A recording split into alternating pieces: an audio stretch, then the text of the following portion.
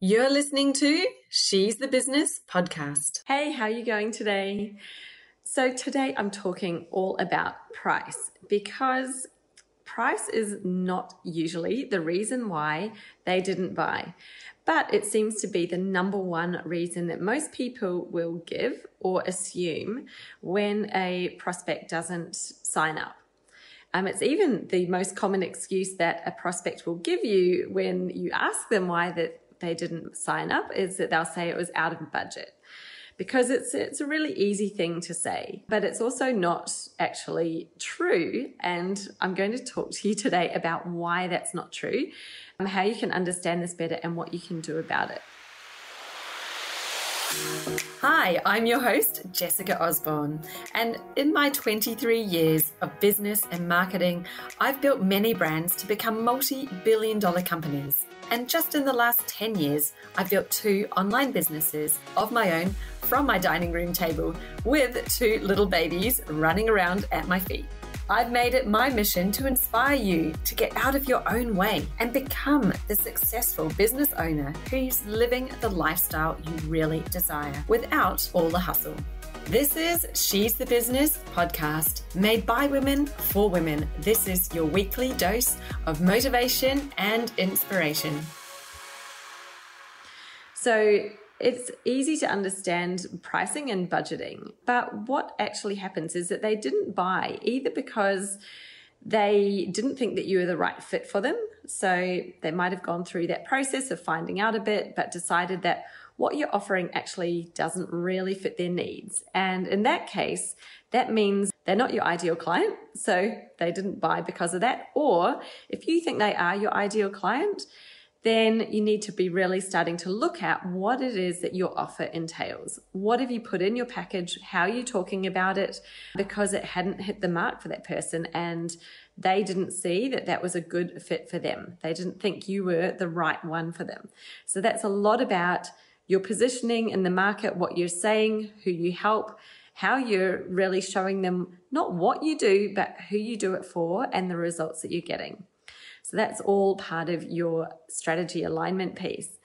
The other main reason that they didn't buy is actually because they didn't see the value in your price and what you're saying it's worth. They are not perceiving that same value in the offer that you've put together.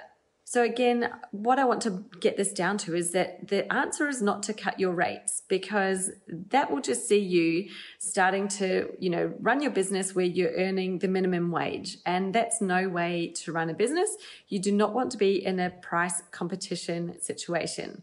You definitely don't want to be playing down there at the bottom of the market using price to win customers, because that's not the way to a profitable business. So what I want you to do instead is to think about, well, how are they perceiving the value? What is that perceived value that they're seeing or not seeing? And here's an example of why this is so true. If you think about $1,000, you might think $1,000 is a lot of money. And sure, if I'm looking to buy something like a chopping board, for example, paying $1,000 for a chopping board is a lot of money and I probably wouldn't do it. But what if someone was saying, actually, I've got a designer kitchen here. You can have that for $1,000, fully installed. Now, all of a sudden, $1,000 is incredibly cheap. And do you think I'm going to find that $1,000 somewhere in order to buy it? Like, you bet I would be finding it. No matter if I thought that, before thinking about $1,000 and buying a chopping board, I'd be thinking, I do not have the budget. I just don't have that kind of cash. I'm not going to spend $1,000 on something like that. But that money and the value of that money changes incredibly when you are comparing what you're actually getting for the money.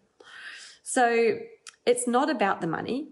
It's definitely about the value. And the lesson in this is also I'm not saying that you need to put in more and more things into your services to still price them the same so you're working more hours. That's not the way to do it. But it's about learning some pricing strategies so that you can price your services so that you're profitable, but that your clients are also seeing a really high perceived value in what they're going to get from this engagement. And a lot of that actually comes back to what I was just mentioning before about the outcomes that you're providing and how you're positioning that for them. So price is not the reason that they didn't buy. They've often got the budget. And, you know, we've even proven this before because I've had a client come to me who has attempted to offer a service for free. So 0 money down. And she couldn't get someone to sign up for it, even though it was free. So you can see there that when something is even free, there is no money down, and people aren't buying. It's not because of the price. It's because they are not perceiving something that they need or that they want in it. That value for them in doing it or taking it up isn't there. So it's really up to you to figure out what is the real reason, what is the real block that has stopped them from buying.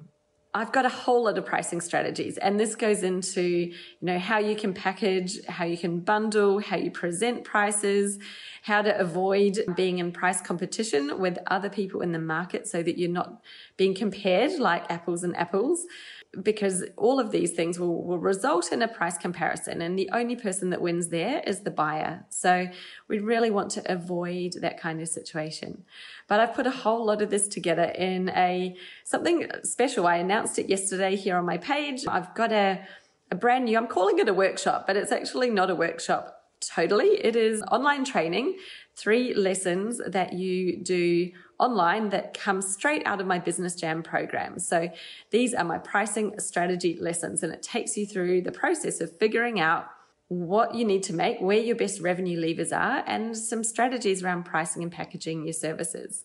And then you do that, and then you join me for a live workshop where we will dig into all of this in much more detail, and I'll be getting people who want to take the hot seat and actually get me to do some live coaching with them in the workshop. So it's going to be heaps and heaps of fun. And that's happening this month, and it's brand new. I haven't even put the link out there yet, so I will drop it in the comments below this video as soon as I've posted it.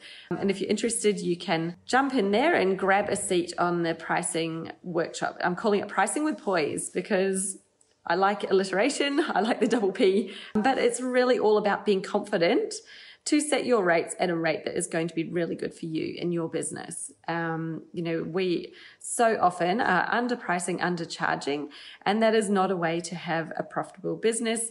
We do not want to have to return to the job. We want to have a business where we've got our own life to move forward. So it is a lot about having that confidence in pricing your services at the rates that they should be. That's what I'm covering this month. I really hope you join me for Pricing with Poise, and I will see you in there. Okay, bye. Do you know what the #1 challenge reported by the women joining my Facebook community, My Tribe, said that they were struggling with their marketing in 2021, and in fact even in 2020 as well? And that was exactly how they should reach their ideal client. How do they even get in front of them in order to build their audience in the first place? That was it. And it wasn't a pick and mix. I didn't give them that answer. It was a free text question. So they could write in there anything they wanted at all. And the number of times that I saw somebody say, how to create awareness, how to get in front of my ideal client and build my audience.